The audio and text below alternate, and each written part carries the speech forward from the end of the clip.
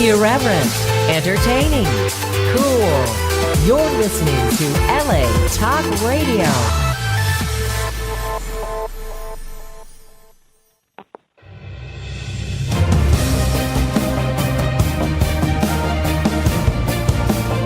You're listening to Female Filmmakers Fuse with Alexa Polar and Robin Pabello, only on LA Talk Radio. Thank you for listening. This is Female Filmmakers Fuse. I'm your host, Alexa Polar. And co-host, Robin Pabello. Happy Sunday. We have our special guest today who's holding on the line right now. If you want to call in, it's 818-602-4929. Again, that's 818-602-4929. Don't forget, you can catch us live every Sunday via LA Talk Radio. Or on the app, download the app. It's free. There's a lot of great shows here, a lot of great content. And you can also find us on YouTube, subscribe, follow. Ring the bell. And we're updating the iTunes, so you'll be able to find us there again. So Robin will be added to that, and that'll be all over the place, so that's good. That'll be coming up this month. So let's get to our guest, who is Sarah. Sarah, I'm sorry. How do you say your last name again, Sarah? Fatemi. Okay, because I'm really bad with last names. Think of like martini, but say Satini. See, that's what I need. That's what I needed. And Sarah, it's a really it's a treat having you, because it's the first time we have someone that's a stand-up comedian. Correct? You're a stand-up comedian and a filmmaker. Yes, I am. Yeah. Thank you guys for having me. I'm really excited. We're really excited to have you. And I saw your web series, which is Saffron N Rose. N, like just the, N, like the letter N, N Rose. It was really cute. And you have 3 episodes that we can find on YouTube, Saffron N Rose. And you wrote, produced, and star in that, correct? Yes, I did. That's great. How did you come up with that? Thank you, first of all, for your kind words. So I've always been obsessed with Broad City. And, you guys know that show, right? Yes. Mm-hmm. Yes. I love the whole 2-girl comedy dynamic duo. Yep. And I've always wanted to have a Middle Eastern version of that. Yep. And so I knew for sure that, I would need to find a good counterpart. And I was told, so I was a student last year at Loyola Marymount. I was a grad student in the writing and producing for television program. And actually Saffron N Rose was part of my thesis, presentation. And I remember one of my professors telling me, you need to write something to have you be in it as well, because, comedian, actress. And so I really wanted to create a project that would kind of utilize everything that I was interested in. And I like to call Saffron N Rose the loosely Iranian version of Broad City. That's great. That's great. And are you planning on doing more? I am, yes. We are slated to do more episodes this summer. Okay, that's great. And who's a co-star? Is she going to continue with you? Is it going to continue from where you left off? I am planning on having the story continue, but my co-star, who was fabulous to work with, her name is Maral Milani. She was just amazing. Oh, my goodness. And she really brought the character to life. She won't be joining us most likely for the rest of the episodes, at least as a main character, but I definitely do want Shadi to continue her journey. Yeah. In terms. Yeah. That's nice. So then are you going to interweave like a new friend that's going to kind of step in? Maybe she has to go somewhere back home or whatever it may be, to kind of fill in that spot, so she has that support system. I've actually really been toying with that idea. Yeah. I think it would be great. I really want to keep the whole 2-girl dynamic duo. I think that's really fun to watch. And I think if you really do find the right partner, you can easily play off of each other's vibes. And I would love that. Yeah. Yeah, no, I was just thinking of that because I got to see it. So I was just like, ooh, that would be, I wonder how this is going to go. And then just thinking like, you know, in real life that it happens, you know, so, you know, it could kind of start with that as a foundation and then it can kind of turn into like a really fun, like, you know, when she comes back, it's kind of like, wait, what, did you replace me? Like, what's going on? You know, so that can kind of really, that would be fun to play with that dynamic, I think. Yeah, there's just so many possibilities. And I also really want to listen to the audience and people who've seen it and what do they think, you know? I would love to, because I mean, that's just kind of what TV shows do nowadays. They listen to what their fans say. True. And I mean, I want to give the people what they want, you know? No, that's great. I mean, you're targeting your audience and that's what's kind of nice. And I mean, obviously if you're female or identify as a female, you can relate to that. Or if you just have like friendships, I mean, you know, it's part of life. So it's quite nice. But so we're on the phone with you, obviously. We called you. Yeah, because you originally were in LA. Where are you currently? You said you were where? I'm in Memphis, Tennessee for the holidays. Oh, nice. Yeah. My family lives there now, and you know the LA struggle. It's been several months since I hadn't seen them, and they just, you know. So is that where you're originally from, or did they move to Memphis? They moved to Memphis. I'm originally from Ohio. Oh, okay. Oh, wow. Okay, so I've just been bouncing all around. No, that's good though. So born and raised in Ohio. And then you so give us like kind of a backstory of like your journey. Well, I am 26 years old now. Born and raised in Ohio. Even did my undergraduate college degree and the first half of my MBA there. Nice. But I always wanted to pursue the entertainment industry. I always loved acting and performing comedy and writing and just, you know, kind of being in that environment. And so I really, I think it was 2014. No, end of 2013. I was going through a kind of, you know, I don't want to use the word depressed, but very kind of miserable time in my life. Yeah. I wasn't happy with where I was, with, you know, what I was doing. And all I wanted was really just to come to LA and pursue my passion. Of course. And so, yeah, that entire year I buckled down. I applied to every film school in that region. And, you know, I would spend nights after class going to the writing center, having them look over my statement of purpose. Is this good? What can I do to add more? And then finally I got into LMU and I moved to LA in fall of 2015. Yeah, that's a great school too. I love that school. Was there anything in particular in your childhood that led you into, you know, like anything that sparked your like interest in your love of acting and being in the industry? Because like when I grew up, I was like basically like, no, you're not allowed to have arts. You will not make money. And I'm like, okay, well, sure, all right. So yeah, that's Robin's background. Mine is very, we're all artistic in that sense, and so my family, it's like we were born to be poor, like starving artists, you know, because that's all we did was like music, art, like drawing. You know, not so much acting, but I think your family is I mean, your family structure is very supportive. Like, whatever you want to be, whoever you want to be, whatever you want to do, like they were extremely supportive of that. I'm Filipino, Scottish American, so like the Filipino side was like, you're gonna be a doctor or you're gonna be a nurse or a pharmacist, and I was like, no, I'm not really interested in that.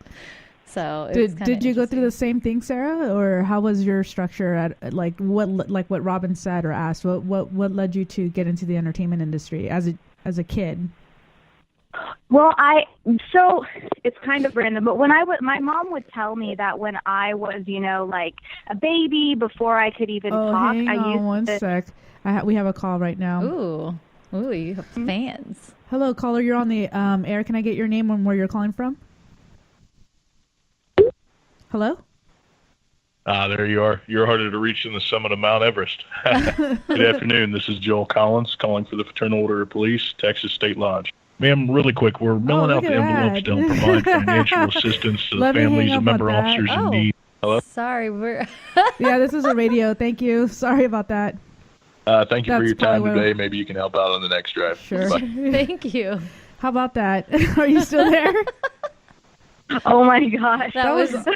I froze for a second. Did you? Okay, so I was like, oh my God, what happened, Sarah, in Texas? Oh my God. We just gave away your location. I was like, oh, shoot. That was awesome. Did all of us just have like a panic attack? Because I was like, girl, yes. I know. I was like, oh my God, what did we do? Oh my God, please help me. Oh, that was too funny. I love that though, because that is was a random cold call to a radio station. Interesting. Well, that's probably why it was harder to get a hold of us. What did you say? Mount what? Mount Everest. Harder to get a hold of you than Mount Everest. Well, there you go. That's why, because we're not always on the air. Okay, so going back to your childhood. We were scared to death. Hilarious. That was awesome.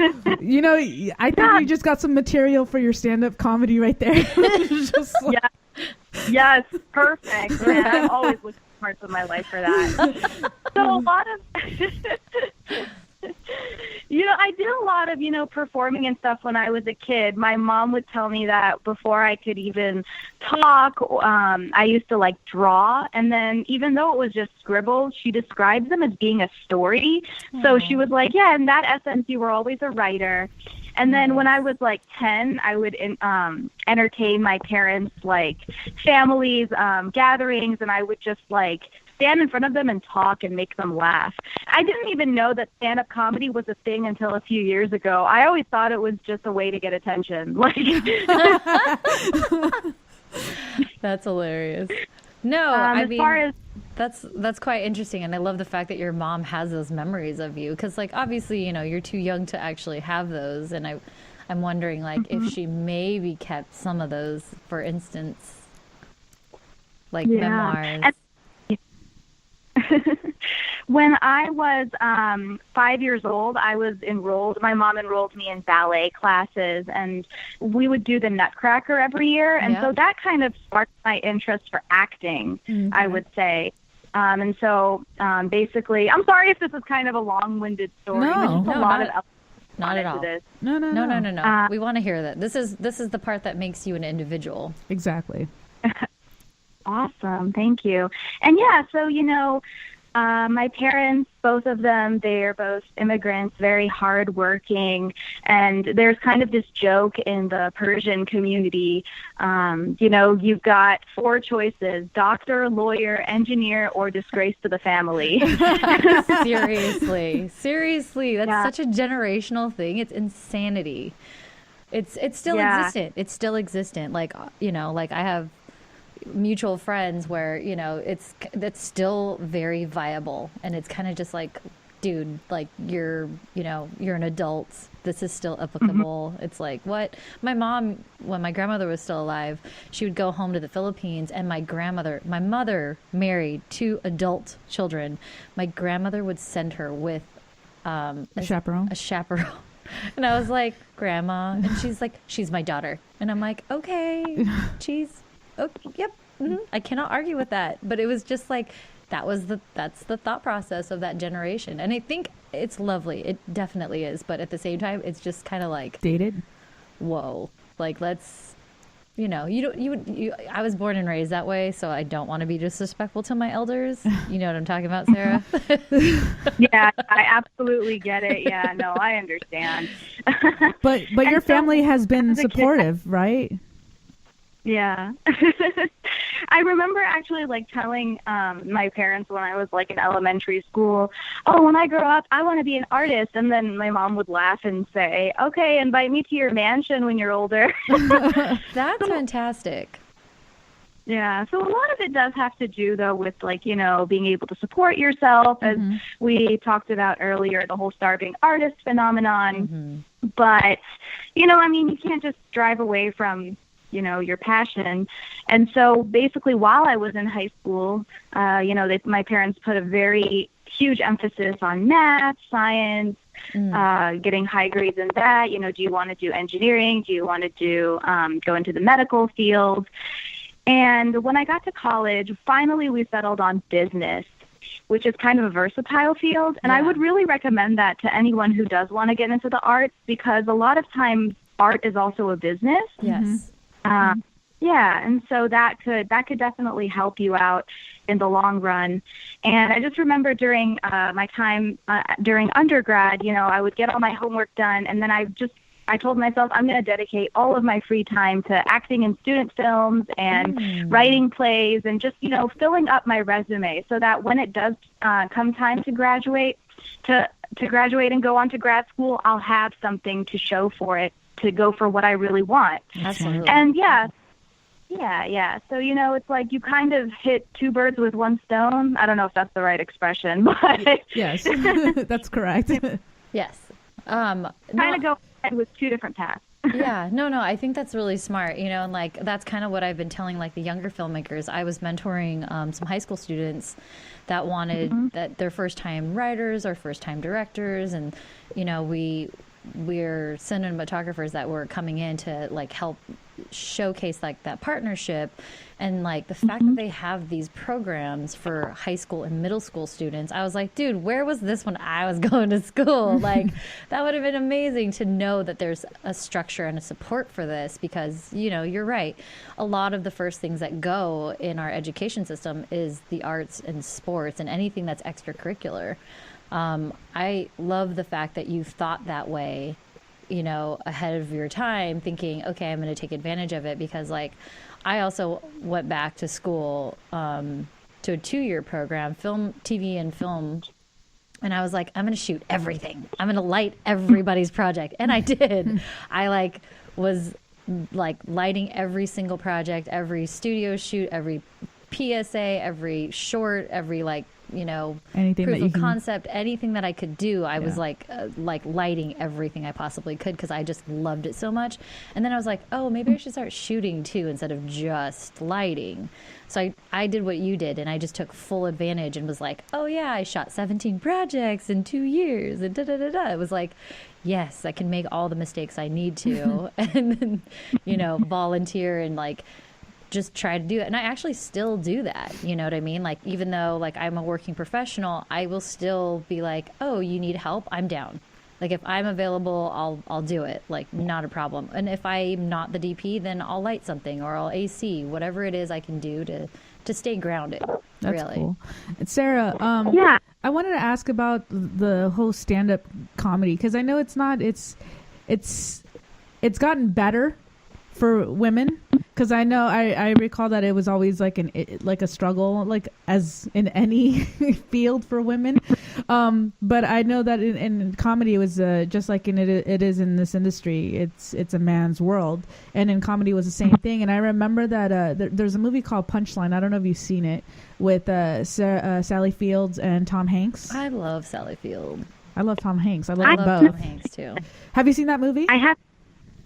I have not seen that movie yet, but I'm obsessed with The Marvelous Mrs. Maisel. Oh my God, yes. Right? Oh my goodness, that's so fantastic. We were just talking about that. And she ripped on the male comic. Yeah, see that's what I'm talking about. Like, I love that, because that's exactly what I wanted to ask you, especially because you're coming from a Persian background, and so I wanted to know how has that been for you? Has it been welcoming? Do you get has it been easy? Has it been a struggle? How's that, being a stand-up comedy, how's it for you? Well, I first fell into stand-up comedy by accident, like real stand-up comedy. A couple years ago, the first year that I moved to Los Angeles, it was my second semester at university. And, I moved out wanting to be an actress. I wanted to be the next Natalie Portman. I wanted to do, serious acting and make myself cry on camera and that kind of thing. And I was really getting discouraged because I wasn't exactly sure where to start, because, all I had on my resumes really was, student film from the Midwest. And one night, one of my classmates, who's a guy, he was hosting at this little bar called Danny's Venice, which has been closed down for a couple of years by now. It was really small. And he was hosting an open mic. And so I finally, I got the courage to try it. There were 4 people sitting in the bar. And then I just fell in love. But yeah, as far as males, I am often the only woman or I'm either the only woman, and if not the only woman of color on lineups. And yeah, I mean, I can honestly say though that it's not, you know, the Booker's fault or anything like that. It's just that there really aren't that many women in comedy. But as far as my male counterparts, I have received nothing but support, nothing but love, nothing but encouragement. Like, I love the comedy community. That's awesome. I can say, yeah. That's awesome. Yeah, you should watch that movie, Punchline. It's kind of, obviously, because there's comedy in it, there is some comedy to it. But it is like slightly on the dramatics of it, because it goes into women in comedy. I think this was in the 80s. Again, Sally Field and Tom Hanks. I'm not trying to promote the movie, but I just, like, when I saw, like, it was you that we're going to have here, I was like, oh, awesome, because I've always asked people if they've ever seen that, because, you know, Tom Hanks, who hasn't seen a Tom Hanks movie, or Sally Field. And so when I ask them, have you seen Punchline, they look at me puzzled, like, what are you talking about? It's such a good movie, and it talks about women trying to make it in the comedy world, right? And you're right, there is that support, but then when it's a competition, the gloves are off. Like, that's kind of like what it was. And it's Sally Fields against Tom Hanks being comedians. And no. Yeah. And then and then on top of that, she's a female in that world.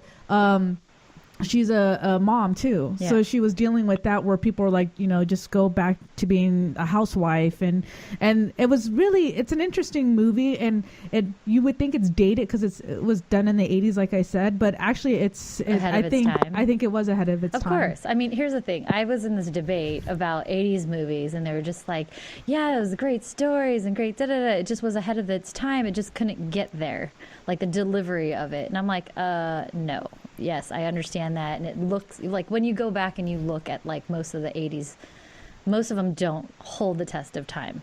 But look-wise. But I'm talking about storyline. That's what I'm saying. Like, the story and the content is there. But the reason why they're saying it doesn't hold the test of time is because a film has to hold in those aspects of look, feel, content, story, and relation of demographics. So here's my thing with that. When it comes to storytelling, if it's, to me, it's not so much of ahead of its time. It's the fact that we haven't progressed much. I mean, like West Side Story. We're at a snail's pace. But at least it's movement, and I think the more we as females can lift each other up instead of scratching at each other, I think that's where it comes from, and that's where it stems from. Because at the same time, like, you want the best person for the job, regardless of, you know, their gender. But at the same time, if you know that you have this pool of people that you can pull from, like, hey, oh, Sarah's a comic, we can, like, let's grab her. Oh, this person, she's, you know, a boom operator. I mean, as long as we can continue to know that we have access to these people, that's really the key. Is before, like she said, like, we didn't really have that structure. Like, you only have a certain amount of people. Like, when I think of a female comic, I think of Sarah Silverman. I think of Angela Johnson. Oh yeah, I forgot about Angela Johnson. Yeah, she's funny. But I think of, you know, Amy Schumer. Okay. You know what I mean? So those are the kinds of things. Like, those are kind of like the up and coming role models for little girls and young women and women to want to go into that field. So, you know, we were having that discussion with each department, is like, who do we have as a role model growing up? Like, who's the first person you think of? Because you're only limited to what you're exposed to. You know, like Alexa and I, we actually went and supported a documentary film. Yeah. Right? Do you remember? Yeah. Okay. Do you want to share? Because that's more your department of directors. Oh, yeah. The Be Natural, the story about Alice Guy Blanche. Alice Guy Blanche. Alice Guy Blanche. Yeah. She's, yes. Okay. Yeah. She's French. Anyways, but it was a beautiful documentary.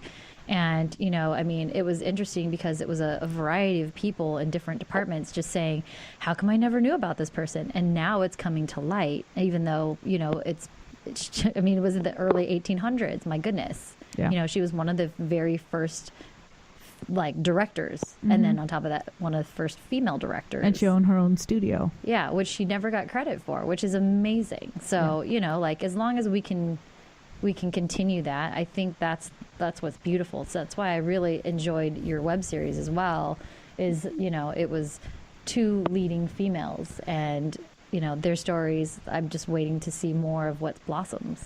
Sarah, besides besides that, what else do you have planned besides your web series? Well, more stand-up for sure. And hopefully, you know, auditioning and just writing more material. You know, once I joined stand-up, I just kind of was open to this whole world because, you know, in the mainstream acting world, you have like comedy and drama. Mm-hmm. But in the comedy world, you can delve so much deeper. I don't know if you guys have heard of Goat Face. No. Not familiar. I haven't heard of that. What is that? It was a sketch show that just premiered. It's a comedy sketch special. It just premiered last week on Comedy Central, a few weeks ago. Mm-hmm. And it consisted of several comedians, Hassan Minaj, Fahim Anwar, and there was a couple other guys on there. Part of the reason that I wanted Saffron N Rose to have 2 really strong female comedy characters is that even though we're trying to get diversity on screen, it's mainly, as far as the Middle Eastern community goes, it's mainly just men. Yep. They haven't even touched upon Middle Eastern women. Like, there's a couple of really awesome sketch shows that I've seen out there, like Goat Face is one of them.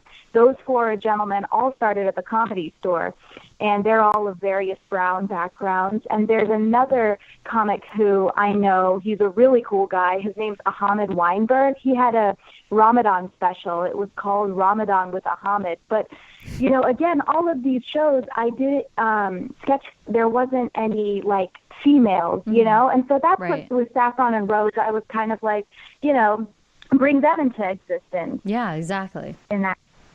Mm-hmm. And I like... And, yeah. I'm sorry. No, I'm sorry. I was going to say that. Saffron and I want to write more sketches, like short little sketches, and upload them. Yeah, absolutely. And I said what I was going to say is, like, I like the fact that yes, it's obvious that there's diversity in your web series.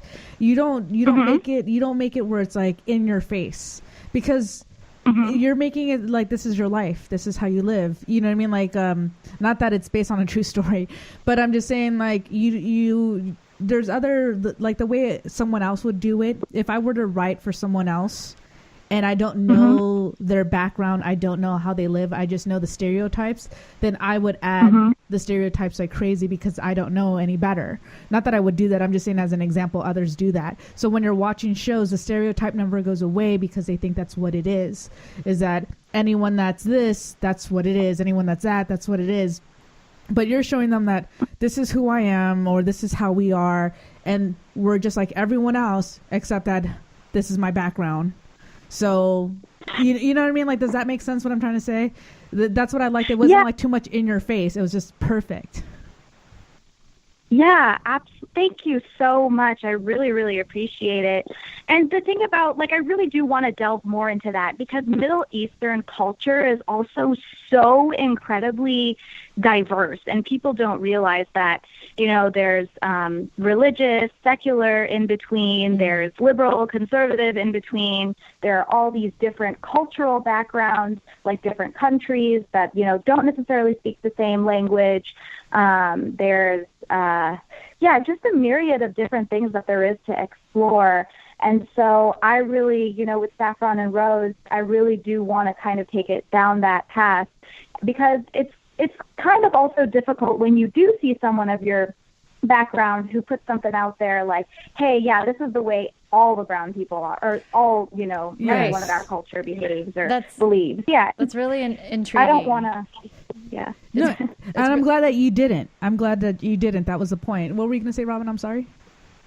No, I was just saying that's a really intriguing thing, because it seems to be a topic that's very, it's very topical.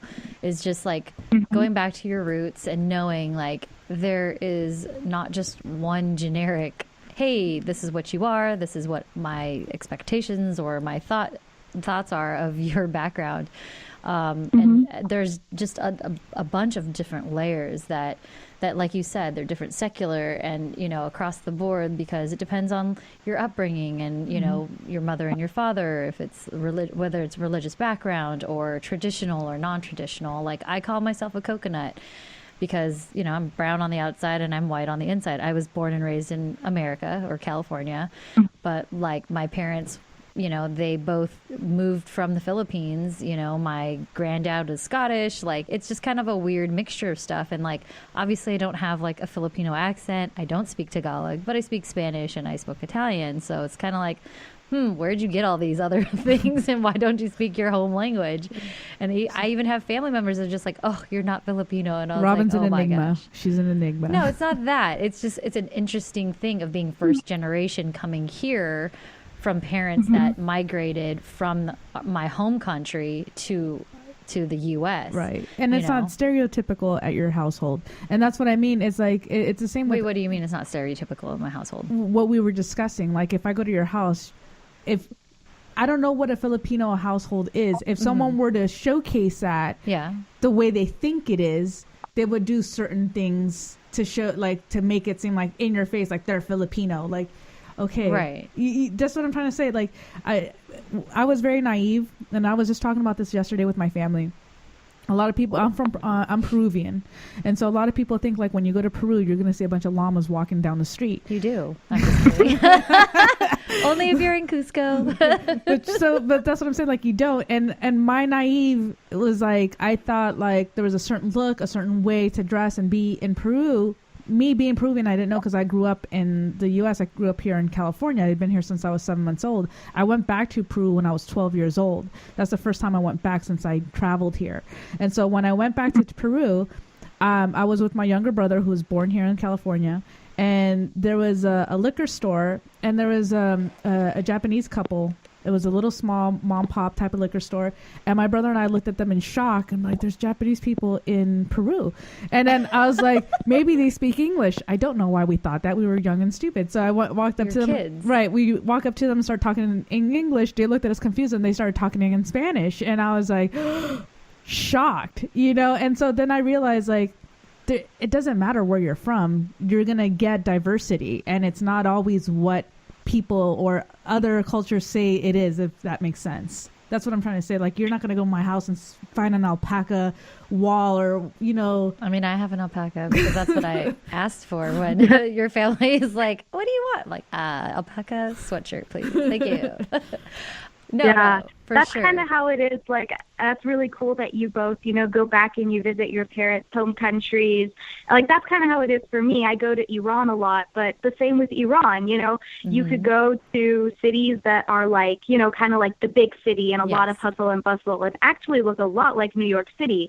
Or you could go to places where, you know, it is a little more desert-y and a little more laid back and maybe a little more traditional. And it's just, it depends. For me, variety is very, very important. And so, you know, for me, it's, you know, pretty important to have like a different kind of character. So, for example, we saw in Saffron N Rose, one character was a virgin due to traditional beliefs, and the other one was more, you know, I don't want to use the word liberal, but, you know, more sexually active, for a better term. Right. No, I think it's very important to have that openness and that variety. So like when I went back home to the Philippines, you know, Manila is a huge city, but that's not where my family, you know, I want to say hails from, but that's not where my family is from. They're actually from Legazpi City. And so like we have a compound, and it sounds so weird, you know, when I say it out loud, but it's like a Cunha compound. And, you know, like my grandfather was very smart. He bought like rice paddies, and we have mountains, and we have hot springs, and, you know, it's kind of a beautiful thing. And I'm just like, this is what I associate the Philippines with. You know, like you see those beautiful screensavers of like, you know, these white sand beaches with beautiful clear, you know, waters, and like the coconut trees, you know, they're just like, and everyone's like, where is that? And I'm like, the Philippines. They're like, no. And I was like, okay. They're all thinking Maldives, right? It could be that, or they think of Hawaii, or they think of like Thailand, which it can be, but like most of those photos, I'm like, hey, I know what that is. That's one of the islands in the Philippines. one of the So- many thousand Yeah. ones. Yeah. Yeah, I like to steer people away from having just that one sole narrative, or Yes. even having just two narratives. Yeah. Like, no country is black and white. I mean, look at No. America. We've got, whenever I'm in California, I honestly feel like I'm in a different country, Mm-hmm. you know, as opposed to Tennessee or Ohio. And it's just because the culture is completely different. Yeah. There's actually a really great line in, do you guys know Desiree Akhavan? No. She's a female filmmaker. She's also Iranian American, and there's this great line in her film Appropriate Behavior where she's talking to this guy, and she's telling him, like, yeah, you know, I used to visit family in Iran, and the guy goes, oh, wow, tell me about all the, you know, underground club scenes and stuff. And she's like, dude, I spent most of my time making jewelry with my grandma in front of the TV. Yeah. Oh my God. Wow. That's hilarious. Yeah. Yeah, I think Yeah. I think that's intriguing. But yeah, you're definitely, because like even city to city it varies. You know, like you can go to the mountains in California and then go to like the beach cities, you know, and then go to inner city. Everything is a different feel and a different vibe. And you know, while there's similarities, the diversity of it, you know, of cultures that are intermixing, and that's what's the beauty of it. And if you take the time to, like, you know, see that and engulf in it, that's where you're really going to have those memories and like being able to take something away. I have to say, because you said Tennessee, and I know that's where you're currently at. One of my favorite drives was from Nashville to Memphis. Oh, That was yeah. such a beautiful drive. It's lush. It's yeah, gorgeous. That was so It's- beautiful with the trees, and I mean, when it was raining, that was scary as heck. But besides that, it Wasn't that scary. it's Oh my like- gosh, you're such a You, Californian. you were driving, Robin. You were driving. That's why I was scary. No, I'm kidding. But Wow. but sorry, I just had to put that out there because I loved it. We went to Tennessee for filming for a Yeah, project. documentary. Yeah, but that was I loved it. Like, we were in Nashville for the most part, and then we went to Memphis for a day, I think, or Yeah, two. I think so. And then, but the drive there was gorgeous. Well, it's kind of like they like took a bulldozer and just like paved a road just In the middle through of- the thick of a forest. Yeah. And then paved it, and then that was it. I mean, it was so gorgeous. Like, I went to Georgia, and man, I mean, the pacing of Georgia is fantastic. Like, talk about, like, you know, kick up your feet, have a glass of iced tea, and just, you know, read and crochet, and, you know, like, oh, we'll go to this little store, or we'll go over here, you know, and like go to the museum or the aquarium or whatever it is. It was just such a different vibe, you know what I mean?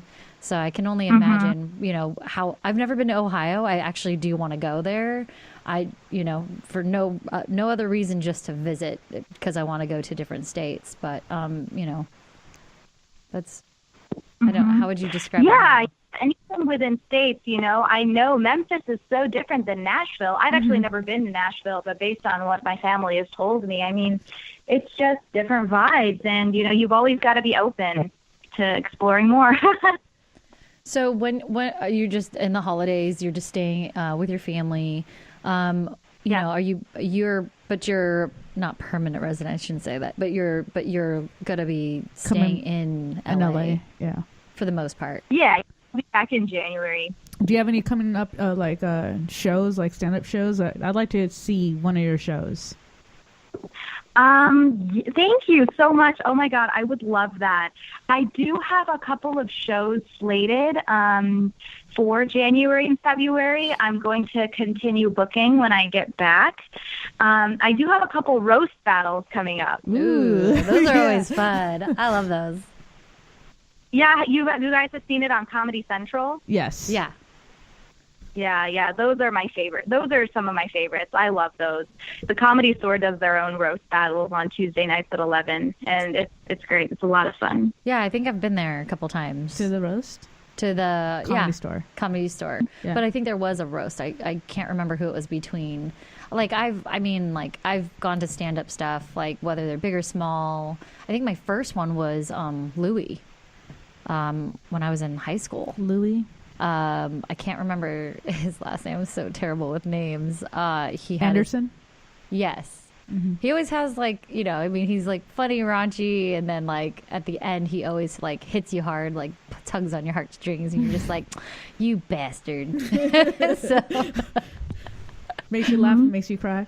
What does your comedy consist of? Because I know, like, for a comedian, and correct me if I'm wrong, it takes time to fine tune your setup, your sets, and usually it's like some people base it on like their family structure or their relationships, life. Or you know, yeah. So what's the main thing or focal point of your comedy sets? Well, I wouldn't say I have a focal point. I like the really kind of natural sounding comedy, you know, like the kinds that you don't think it's scripted maybe. So I kind of I'd love to model my set kind of after Daniel Tosh. Okay. Oh, yeah. Yeah, I like the really straight white male niche. I feel like we need more of them, you know? Oh my God. But it's a little bit of everything because, you know, that's what my life is. I'm of Middle Eastern descent, raised in Ohio, visit Iran sometimes, living in LA, but I'm from the Midwest. I'm on the keto diet, which is driving me crazy. Oh, dear Lord. Yeah. That's awesome. Yeah. It's a big melting pot. Yeah, no, that's true. So I was going to ask you, because I know that you write, like how much of your comedy do you put into it? Like in the sense of like, have you ever applied what you've used in your comedy, your stand-up comedy into your actually written work? For film. Yes, correct. Have I, like lines that I've used or? Kind of like content or like, you know, because I mean, the way I look at least the way I've perceived so far, comedy is like, you know, you're using what has happened to you because it's what you know best. Almost like as a writer, it's the same thing with comedy. So kind of like how Angela Johnson does the Bon Quickly, both on stage and then she actually did it for, what was it, Mad TV. Oh, yeah. Okay, yeah. I wouldn't say that. Well, for Saffron N Rose, I can tell you that very last clip you saw of the RA sniffing the panties. Yes. Oh, my God. That's based on a real person. Oh, okay. Yeah. There's Wow. those people. Yeah. Oh, my goodness. I did have an RA my first year, and he was such a creep. He would, like, we would have the door open because of the air conditioning, Yeah. and I'd be laying on the couch trying to take a nap, and then I'd hear my refrigerator door opening, and I thought it was my roommate, but when I looked up, I thought it was my RA taking food out of my fridge. Oh, my gosh. Wow. Yeah, We and all... he was just a little, very too flirty. We'll leave it at that. Ugh. I mean, Isn't that just like the way too much. worst? I can't. So I was in college as well, and I had a similar experience. But I had a roommate. We lived in an apartment, and like, Oh, I know. The this apartment manager. the apartment manager was like always around, and I was like, dude, Didn't he make you a mixtape? I don't remember. Yeah, he made you a mixtape. It was a don't- mixed CD. I do. Oh, okay, I don't remember, but it was like creepy AF, and I was just like, dude, this guy has like the key, like a master key to our apartment. Like, I don't want to think about stuff like that.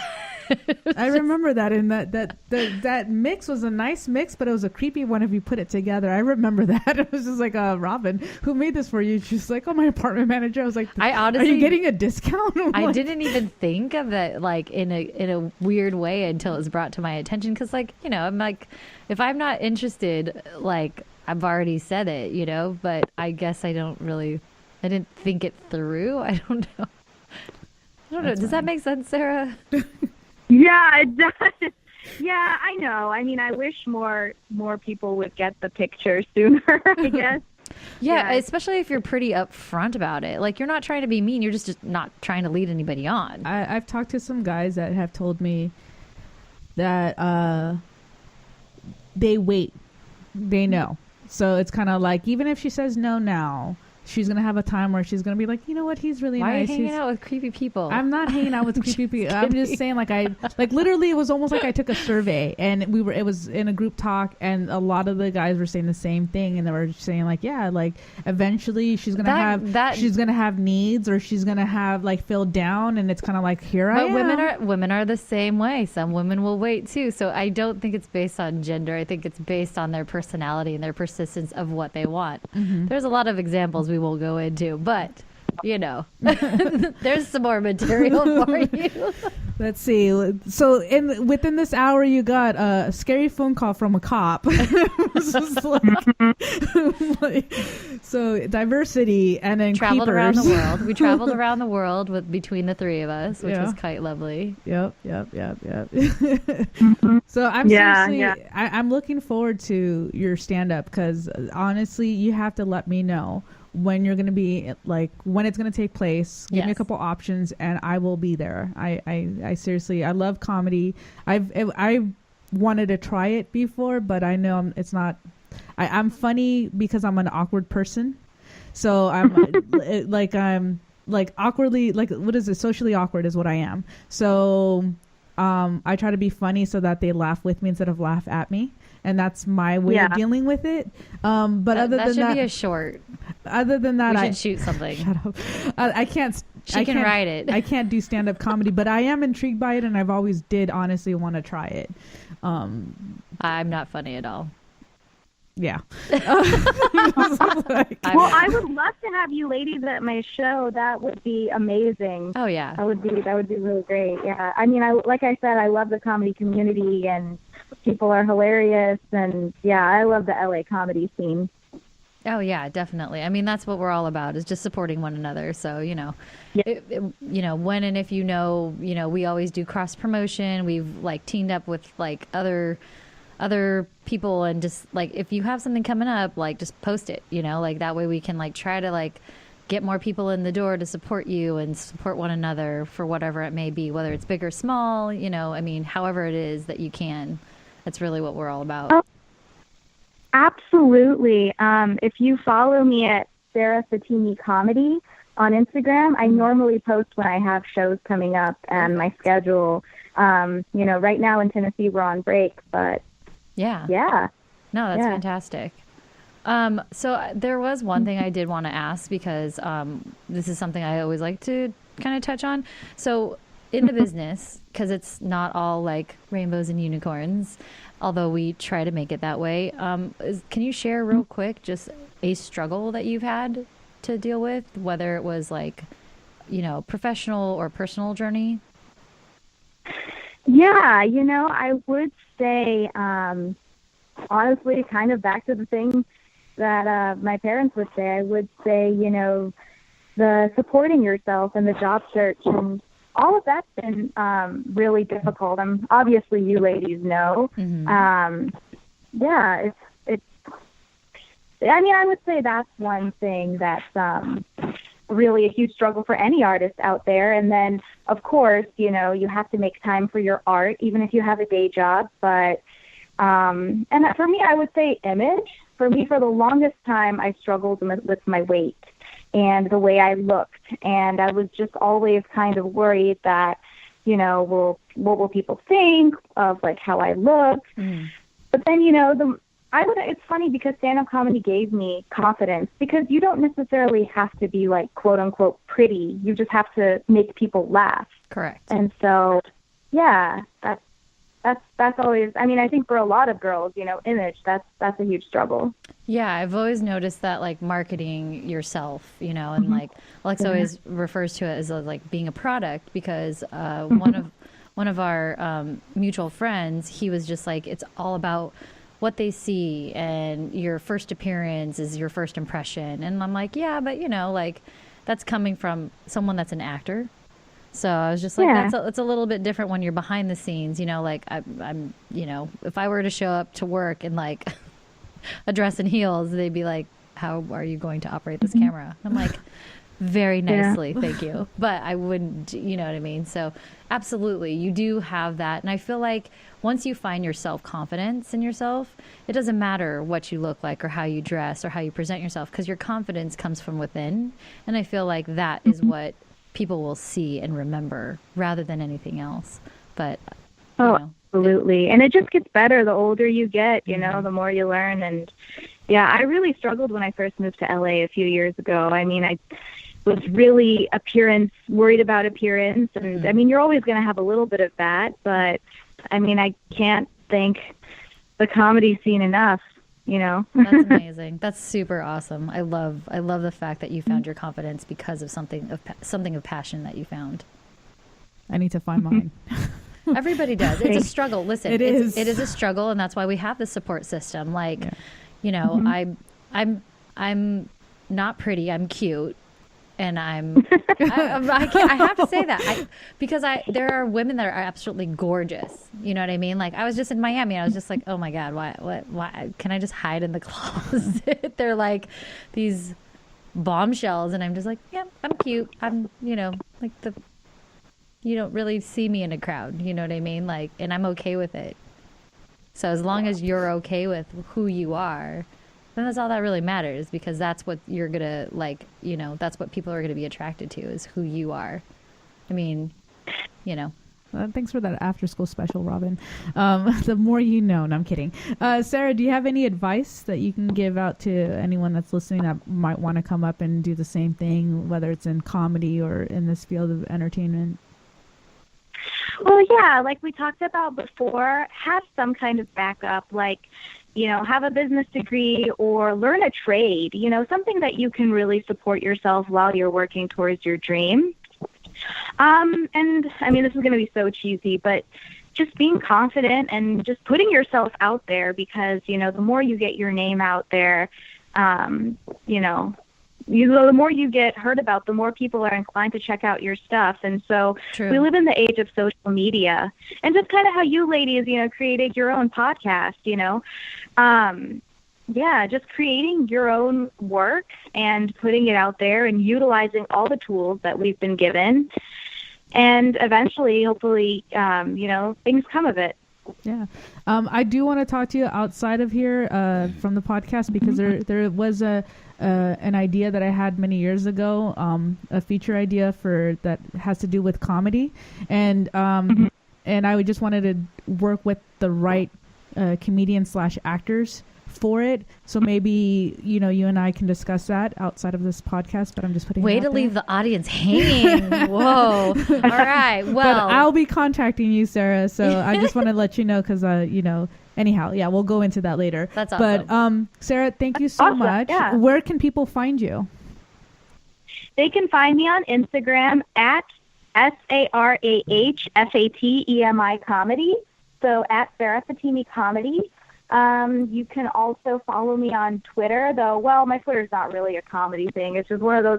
I feel like when you join Twitter, you kind of join to, like, I don't know, say whatever. But yeah, you can follow me on Instagram, and you can also watch Saffron N Rose on YouTube. That's Saffron _N Rose. Yes, I highly recommend. Great 3 episodes there. Watch all 3 of them. And then I look forward to seeing more from Saffron N Rose. And I look forward to seeing you on the stage. Yeah, when you're comedy. Back in California. Yeah, for sure. So thank you so much. I look forward to meeting you guys in person. Yes, likewise. And discussing that awesome project. Yes, absolutely. So thank you so much, Sarah. Robin, thanks for being here again. Oh, my pleasure. And everyone, please have a safe and happy Sunday. Yeah, have a great week. Thanks, Sarah. Thank you so much for having me. Have a great day. You too. Bye. Bye. Bye.